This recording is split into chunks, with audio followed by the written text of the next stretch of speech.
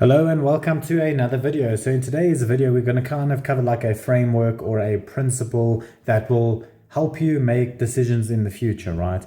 And it will kind of give you a framework that can kind of like push out all the noise when presented with a decision that we have to make in our businesses. You could probably extend this further on. You could at a later stage create your own version of this for your personal life, right? But the principle I'm about to share with you is a business principle, right? And it will help you kind of, as a business owner, you're faced with a lot of decisions, and sometimes you make decisions that aren't in line with your business, and this can lead to a lot of downwards growth. Okay, it might get to a point where a lot of companies are not even able to recover from what it is they do, because they stuck in a situation where they've made one really bad decision and it's led to smaller bad decisions down the line, and really they not able to recover from that downwards swing. And it also kind of allows you to identify attractive opportunities, right?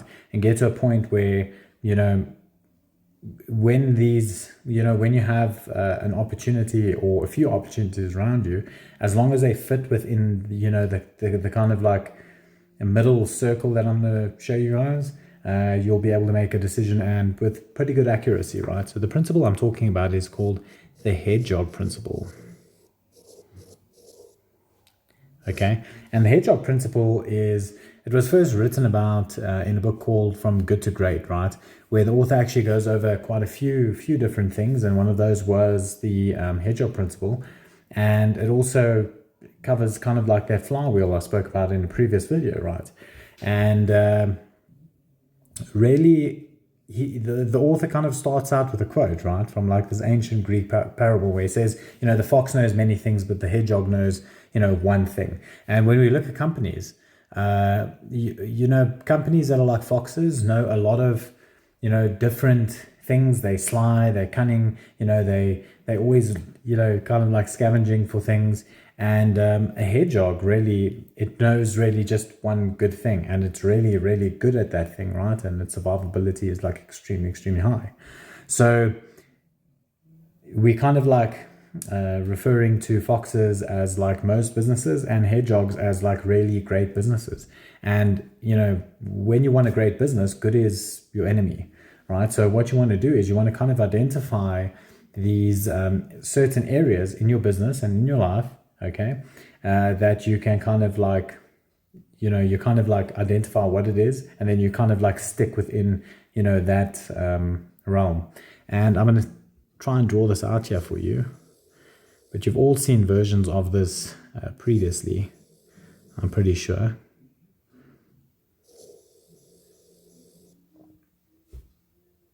Great. Okay. Oops. So, first one. What are you deeply passionate about?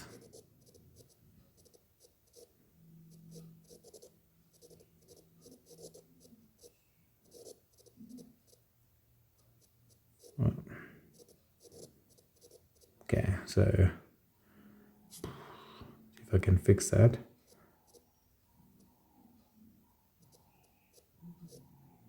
Passionate. Okay, so first one, what are you deeply passionate about? Now, when you have a business, it would be wise that you sit with your team when you guys are kind of like discussing this, right?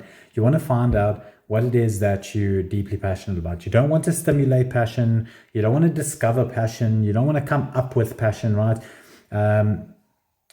Well, you do want to discover it, right? You kind of want to just discover it, but you don't want to stimulate it, right? You don't want to kind of like, force it, right? It's one of those things that line up with your passion, your vision, and your mission, right? And you'll definitely know when you look at your stuff as a company. You might have a few good performing products, but like there's really one that you guys do really, really good, and you're doing really, really good with it because everyone is passionate about it, right? So that's kind of like what you want to identify. And for most companies, it can take years to kind of like identify all of these things that I'm going to share with you. And that's fine. It's not a problem. Let's see if I can move these two down a little, so I have some more room to kind of write over here. Okay, next one. So you need to find out, so what drives, let's see,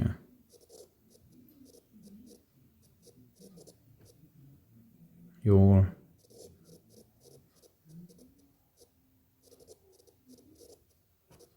so what drives your economic machine?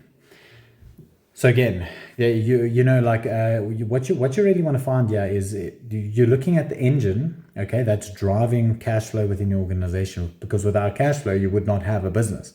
So you need to have a look. So for most people, there's a story of Steve Jobs when he got fired from Apple, and like he went and he created Pixar, and Apple kind of carried on with what it was doing, and it kept on launching new products like all the time. And I think it had like 20 or something, or 18 if I'm not mistaken, either 18 or 20. And then like they kind of like got to a point where they brought Steve Jobs in again, and when he came back, like he kind of had a look at all the products that they had, and he like axed 18 of them, for example, and he was left with two. And at that stage he kind of like really looked, and he had a metric that he was measuring, and he had a look at the different or let's say he had a look at the best performing products, and he basically knew which metrics to look at. And what he did is he focused all of his attention on those things, because they would lead to systematic growth over time, right? So going back, we had to draw this, the kind of growth that we're looking for is like hockey stick curve growth, right? We're looking for exponential growth, and not this like linear growth that most businesses think. They think that they can just double things and they'll double cash flow. It never works like that, right? So anyway, Steve Jobs knew what this was. And when he looked at his economic machine and he looked at all the different things that were busy driving cash flow, he identified that, he axed the rest that did not matter, and he focused on the things that did matter. So yes, that's what you need to do next, right? So again, for most companies, this can take quite a while, right? Because maybe you have like 5 products and, they're kind of like performing at equal footing. But I mean, over a long enough period of time, you'll definitely start to see things start to change. And the last one, I did write it down over here. Okay, and the last one was,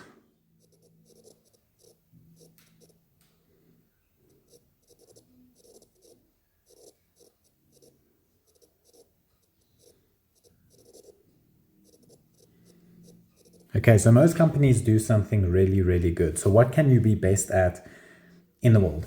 Okay, this doesn't mean that you need to go craft something that you can be the best at, right? Or kind of like go and randomly discover it somewhere, like lying around the office. It's not going to work like that. What you need to do is you need to get your team members together, and you need to sit them down, and you guys have to discuss, and you have to like look at the knowledge base and the skill set of each individual, right? And then you need to ask yourself questions like, what can we be best in the world at? I mean, for most companies like Microsoft, they got a really, I like the operating system.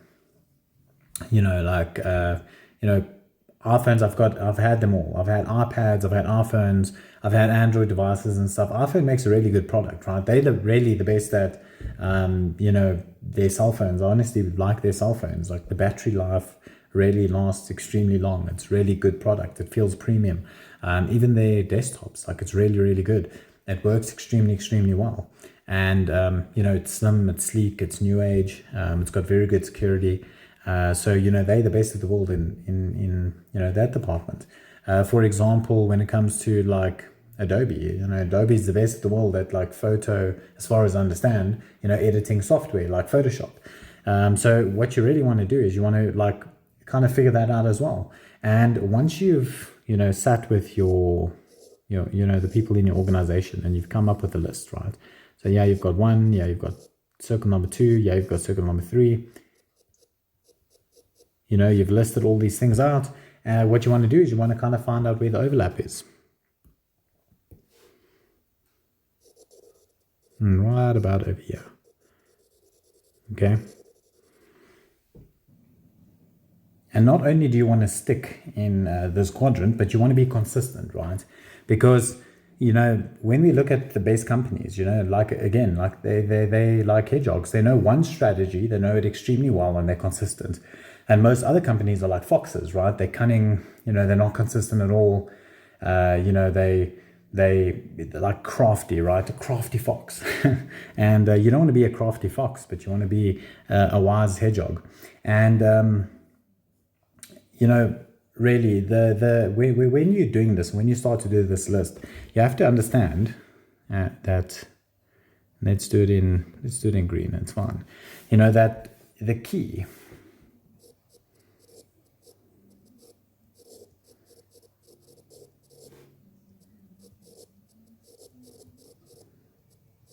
is 7. Okay. Very important to remember. When you guys try and identify your hedgehog principle, right? When you want to identify what it is, that can take you from being a good company to a great company. The key to that, okay, the key to all of these different questions, the key to profound insights is simplicity, right? And like I said in the start of the video, if you're able to do this, okay, what a great company would do is they would kind of identify this green zone, okay, this green zone, and they'll make decisions based off of that, okay? They'll make decisions based off of that. And if something doesn't fit with this, okay, we don't do.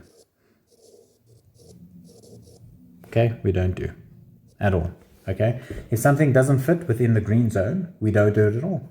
Right, so when it comes to a complex decision, right, someone comes to us, or we have a merger that we would like to do, and we're looking at a few different companies and stuff, and we've identified, hey, okay, look, I can maybe do a bolt-on acquisition here, or hey, maybe this would be a really good company to acquire because it kind of benefits me, right? So not even just a bolt-on acquisition, right? Maybe I can just purchase something else and I can purchase from that company directly, but it's both your companies. Make sense?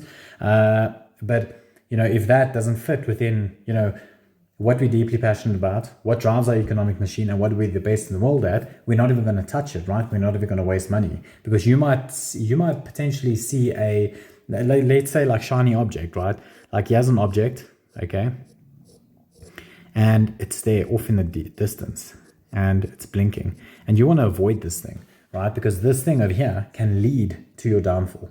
Okay, you don't want to look at the shiny object and say, oh, let me go, right? You want to stay on track, and the way that we can stay on track is by then, through the hedgehog principle and identifying our zone where we are going to stay. And that's how when a shiny object comes around, you look at it and you know immediately, hey, look, does it fit within my green zone? Yes or no question, right? No, I'm not going to look at it. Yes, okay, let's have a look at it over here. And this is how we can really identify attractive opportunities, right? Because especially going in now, it's 2024, we're going into a bit of a downswing in the economy, or we just came out of a bit of a downswing, depending on which market you're busy looking at, right? And what your opinions are with the upcoming elections. But, there's usually a lot of volatility and a lot of instability in the market during these times and these periods. And most of the time, wars and stuff like this, it's lagging financial indicators. So, a lot of people get roped that, they think the stock market is going this way and it swings down. So when that happens, you're presented with a lot of opportunity, right? There are companies out there who might be selling. There's a lot of acquisitions you can do and all that stuff, but you don't want to start adding things to your company that's out of tune with, where you are. And if you want to be a company that's around for, let's say 50 plus years, okay, you want to be able to be a hedgehog. Okay, you want to identify the stuff that you're deeply passionate about, things that drive your economic machine, and what you can be best in the world at, right? And if you can really do that, you will go from where you are right now, and you'll make definitely 100% transition from good, okay, to great. And if you haven't, I recommend the book From Good to Great. And it's a spectacular book, and I definitely recommend it. It really helps drive home these principles. Okay, it goes over the flyaway wheel that I spoke about in the previous video in detail as well. It's a really good place to start. And on that note, ladies and gentlemen, I will see you in another video. Till then, bye-bye.